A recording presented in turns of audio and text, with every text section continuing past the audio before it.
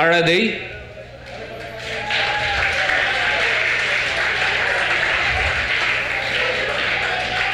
Lawrence.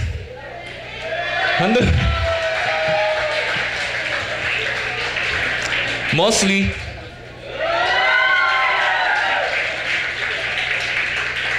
Newton.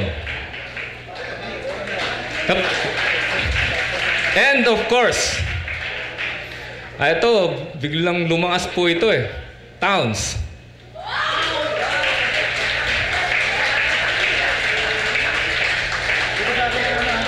Our principal, Mrs. Rosita Sierson, would like to apologize because she cannot come today since she is not feeling well.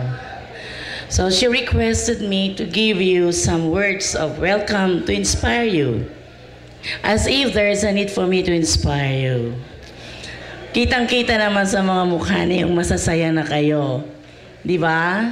Okay. Actually, kami ang dapat ma-inspired sa inyo. Di ba?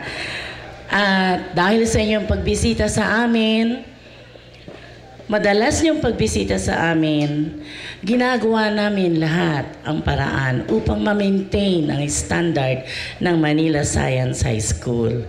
Kung ano ang Manila Science High School noon, sinisikap naming mataasan pa kung pwede pa. Okay.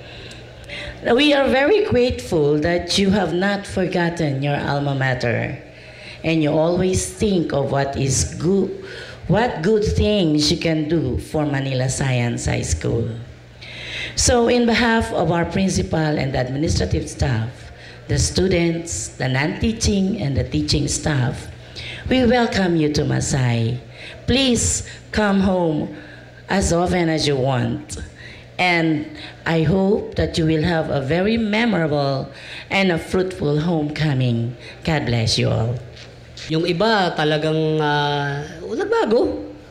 Yung iba in perpetual parang frozen in time. Frozen. Para bang yung langgam no na fossilize sa amber. Dapat naman hindi nagbago. Pero pati kulay yung pa rin. Nag-improve. Oo, nag-improve. Alam mo, marami sa atin nagpalit din ng pangalan. Nagpalit ng pangalan, nagpalit ng mukha. Hindi apelyido yung nickname nagbago. Nagbago. Of course, inevitable naman yun. At ang tanong dyan, ilang beses nagpalit? Yan. Ilang beses nagpalit ng pangalan? Apelyido.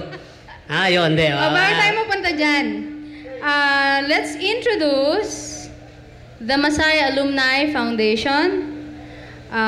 Let's call on Mr. Benjamin Ducut to introduce the foundation. Ito si Benji, isa pang high-octane guy, talagang explosive. Bristling with thermonuclear heat. No? Thank you, no? Good evening to batchmates and our beloved guests, no? Faculty.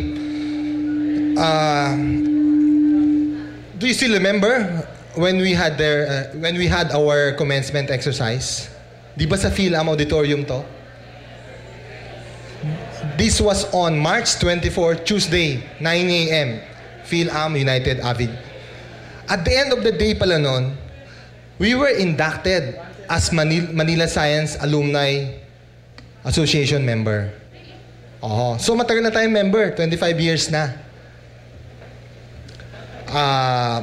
For today, we are supposed to have the President, Mr. Constant Flores, to be part of the the program. But then medyo nagkasakit siya. One of the members ng board, batch 69, si Amor, is a batchmate of Vincent Taroja, our commencement exercise speaker. Diba? Natandaan niyo yun? Yung marketing manager ng Procter & Gamble, who kumbaga connected the use of calculus in making product packaging. So, for tonight, we will have another energetic person who was last year Masay Alumni Foundation Inc. past president. Inabutan natin to, halos nakikimingil sa atin, mukhang batch 81 na rin, o mukhang batch 83 na rin. She's very industrious and a visionary. So without further ado, I would like to introduce immediate past president, Che Prudente, to give us an update.